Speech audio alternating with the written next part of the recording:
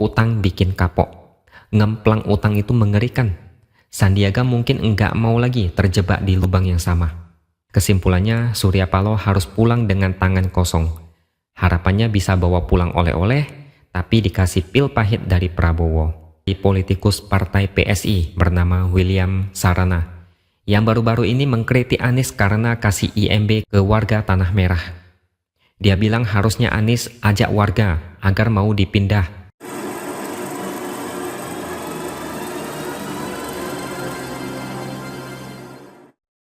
Halo, bertemu lagi dengan saya X Hardy di Opini Seward.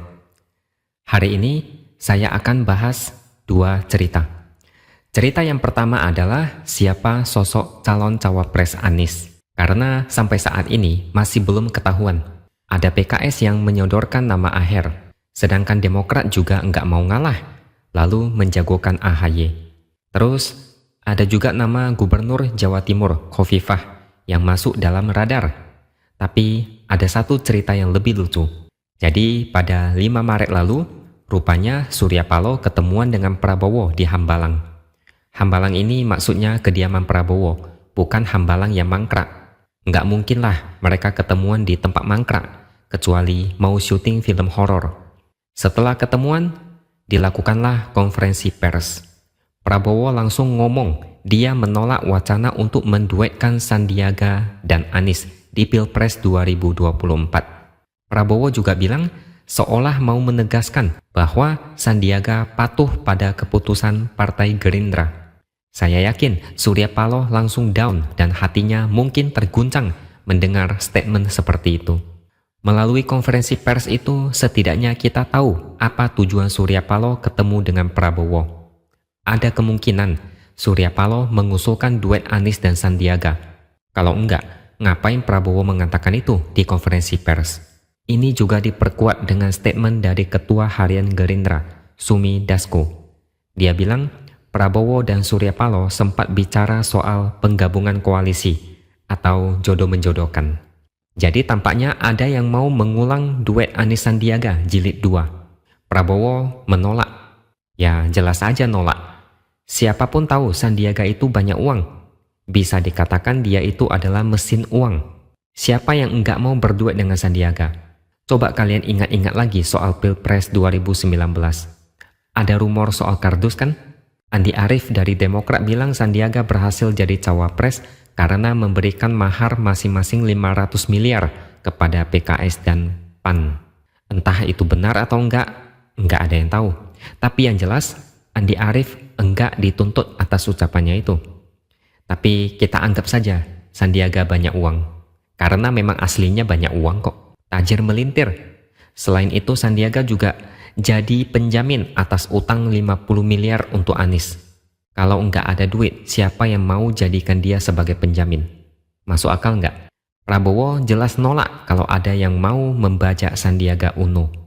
Pertama, kalau terjadi duet Anies Sandiaga, Prabowo mau dikemanain?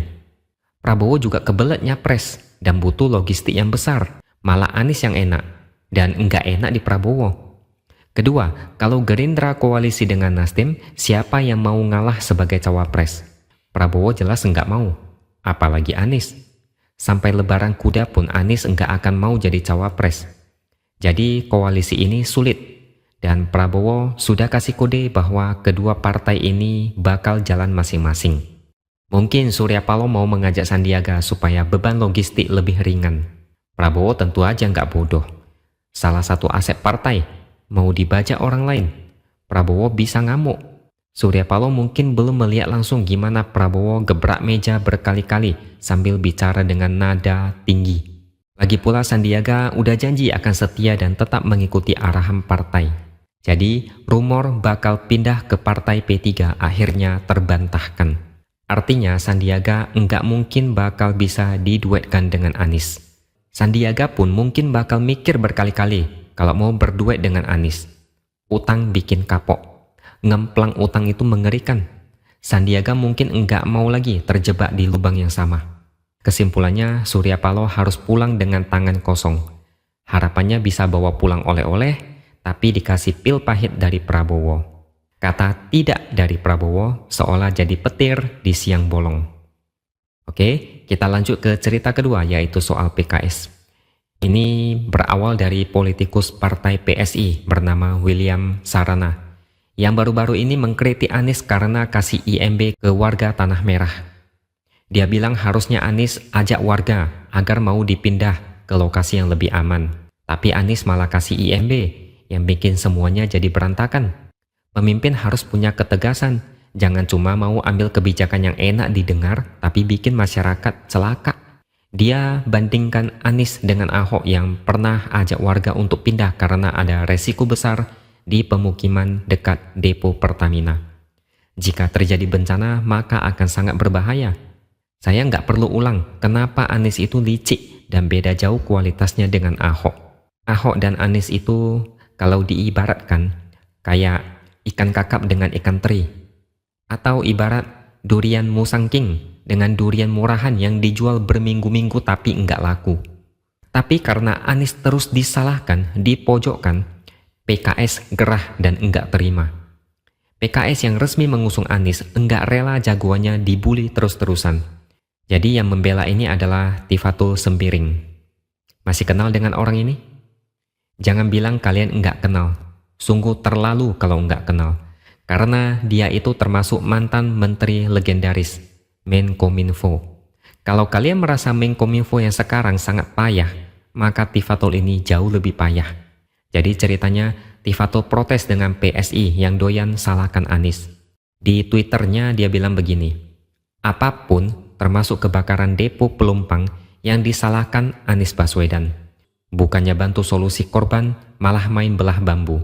Kemarin PSI ramai isu agama, sekarang cari-cari salah. Silakan aja capreskan Ahok, tak mesti serang yang lain. Ini sebenarnya murni mempertanyakan alasan Anies menerbitkan IMB, padahal status lahan masih bermasalah atau bahkan ilegal. PKS malah ngamuk, enggak dewasa. Kalau bicara kesalahan itu memang salah Anies, dua kesalahan langsung. Pertama, menerbitkan IMB di atas lahan milik pihak lain. Kedua, menerbitkan IMB kawasan. Kalau menurut yang saya dengar, enggak ada yang namanya IMB kawasan. Ini yang pertama kalinya, karena sebelumnya belum ada dan bisa jadi karena aturannya enggak ada. Terus soal main belah bambu. Justru bukannya Anies yang justru main belah bambu. Justru Anies yang kayaknya mau adu domba antara warga dengan pemerintah. Yang punya lahan mau merelokasi warga. Lantas Anies pura-pura jadi pahlawan palsu. Warga diajari yang enggak benar. Dengan IMB itu, warga jadi besar kepala dan merasa benar. Efeknya, relokasi jadi makin susah. Anies dapat keuntungan politik dari manuver ini. Dia dibela warga, pemerintah yang dicaci warga. Anies tersenyum di belakang, nonton perseteruan antara pemerintah dan warga sambil makan popcorn. Anies dapat kredit, pemerintah dapat cacian. Warga dijadikan tameng, dibodoh-bodohi hanya untuk batu pijakan politik. Udah gitu masih nggak sadar pula. Coba kalau Anies ikut cara Ahok relokasi warga, belum tentu dia bisa menang. Warga pasti benci dan enggak mau memilih Anies. Anies mau menang, makanya harus jadi oportunis. Yang penting menang, caranya enggak penting. Harus menang, itulah tujuan utama. Warga yang dungu makin didungukan dengan narasi politik yang enggak mendidik. Sebagai penutup, ada satu pertanyaan buat Pak Tifatul Sembiring. Internet cepat buat apa? Tolong pencerahannya. Banyak yang penasaran dengan apa jawaban dia dengan pertanyaan legendaris ini. Sekian opini dari saya. Jangan lupa subscribe channel ini supaya makin berkembang dan tuliskan komentar Anda di bawah. Kita akan berjumpa lagi di lain kesempatan.